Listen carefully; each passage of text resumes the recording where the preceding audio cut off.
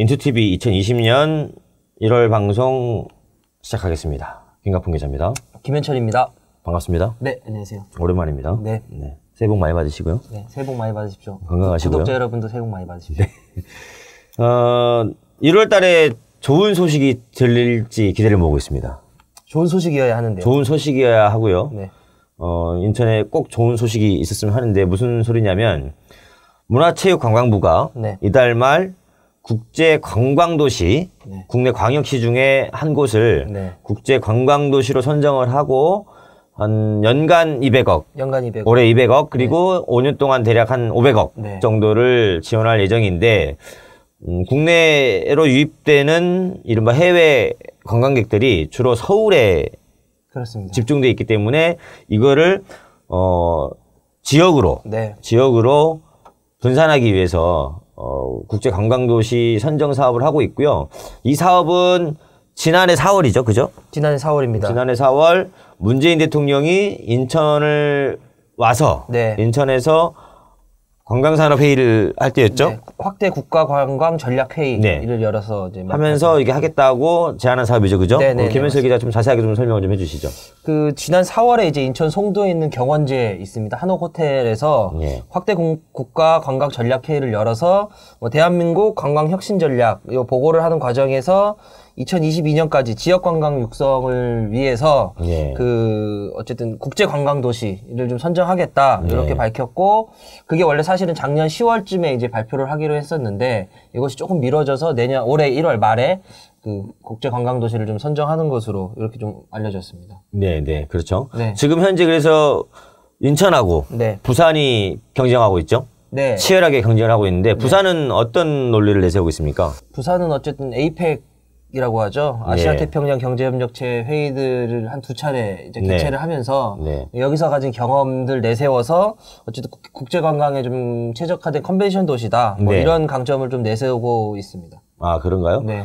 그러면은 인천도 그런 걸 했었잖아요. 한일 관광장관, 한중일 3국 관광장관, 문화장관 회의도 했었고, 그때 세계 평화포럼이었나요? 컨벤시아에서, 송도 컨벤시아에서 아주 성대하게 성공적으로 치러내지 않습니까? 네.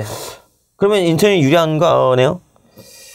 그렇게 볼 수 있을지는 모르겠는데요. 네. 그러니까 사실은 좀 인천이 준비가 늦었다고 해야 될까요? 네. 인천이 부산보다 사실 어떤 이 발빠른 움직임을 보이지 못했던 건 좀 사실입니다. 네.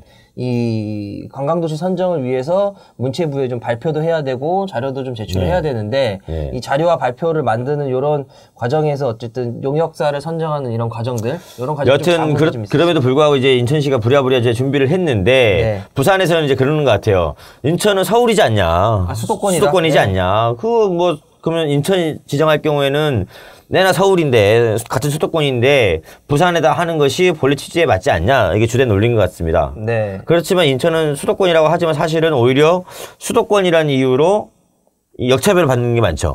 사실 인천은 수도권이라는 이유로 좀 역차별을 받고 있는데 이런 역차별이 사실은 맞습니다. 여러 가지 지표가 좀 나타나고 있지 않습니까? 그렇죠. 어떤 게 좀 있죠? 대표적인 게 이제 항만 정책인데 인천항이 있지 않습니까? 그래서 인천도 인천신항을 만들고 있는데 부산신항 같은 경우는 정부 재정이 50% 들어갔어요. 여수 광양은 95%고 인천신항은 제로. 아예 안 들어갔습니까? 네, 제로이고 그 다음에 지방 소비세의 일부를 35%를 이제 상생 기금으로 맞죠. 17개 광역시도가 내는 이제 세금으로 사용하는데 인천의 소비 지수는 국내 평균보다 낮아요. 낮죠. 낮기 때문에 당연히 지방 소비세도 낮죠. 네. 근데 낼 때는 수도권이라는 이유로 서울하고 동등한 잣대를 적용을 해가지고 맞습니다. 부담은 많이 하고 받는 것도 적게 받고. 적게 받죠. 네. 이렇게 있고 관광산업 분야도 사실은 인천이 이제 백령도하고 대청도 이런 거는 지난해 이제 국가지질공원, 국립공원으로 이제 등록이 됐고 덕적군도 같은 경우에는 해양 국립공원으로 지정 가능성이 높아요. 그 강화 같은 경우에는 지붕 없는 수도권의 박물관이죠. 그럼에도 불구하고 수도권으로 묶여 있다 보니까 집을 하나 지으려고 하더라도 어려운 실정. 그러니까 수도권 정비계획법에 묶여 있고 또 하나 더 있습니다.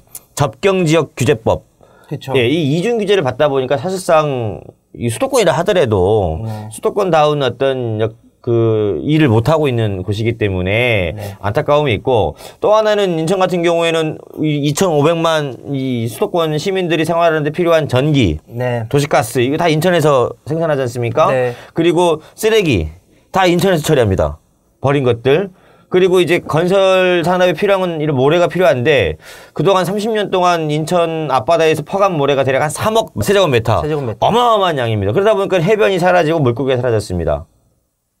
이러한 이제 상황이기 때문에 사실은 인천이 수도권이라고 하지만 오히려 수도권이라는 이유로 역차별 받는 게 많다. 네. 그런 것이고요. 두 번째는 사실은 이 인천이 국제 관광도시로 지정되는 건 단순히 인천만을 위한 사업은 또 아닙니다. 그렇습니다. 네.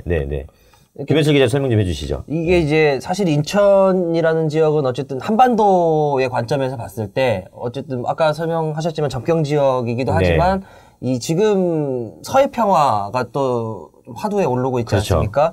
이 어쨌든 인천이 관광도시가 되면 이후에 어떤 남북 관계가 좋아지는 데 있어서 서해 평화 요 관광 벨트를 좀 조성할 수 있지 않겠냐. 예.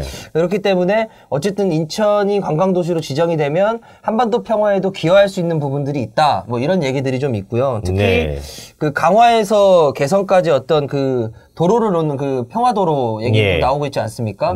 사실 그런 여러 그 지리적 이점들을 좀 고려를 하면 그렇게 되면 이제 강화, 개성, 수학여행 코스 개발도 가능하고요. 아, 멋있을 것 같습니다. 그리고 또 하나는 지금 백령도하고 산동하고 인천하고 있는 이 그 국제 쾌속선.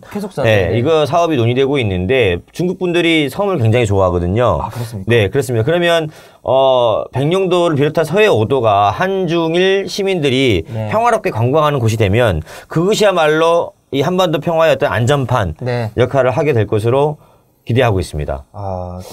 이 국제관광도시 사업을 위해서 우리 그 인하대도 열심히 한다고 제가 들었어요. 네, 인하대도 좀 열심히 하고 있습니다. 그 외국인 재학생들이 있지 않습니까? 인하대를 다니고 있는 외국인 재학생들을 한 1,500명 정도가 되죠. 인천 홍보대사로 키우겠다 이런 발표를 좀 했는데요. 인천시와 같이 협력해서 하는 거죠. 네. 그러니까 이 친구들이 뭐 자기네 나라를 가서라도 인천을 좀 홍보를 하고 그리고 한국에 들어온 다른 외국인 친구들한테 인천을 좀 홍보도 하고 어서와 한국은 처음이지. 그렇죠. 그러니까 어서와 인천은 처음이고. 그렇죠. 그러니까 인천 알림이 역할을 좀 하게 되는데 전 이건 굉장히 좋을 것 같습니다. 그래서 1월 달에 1월 말에 선정인데요. 우리 인천시를 비롯해서 인천관광공사, 항만공사, 공항공사, 인하대, 저희 언론까지 포함해서 이 국제관광도시가 1월 말에 꼭 인천으로 선정되기를 간절히 저희도 응원하고 또 지속적인 보도를 하겠습니다. 부산 꼭 이겼으면 좋겠습니다. 화이팅!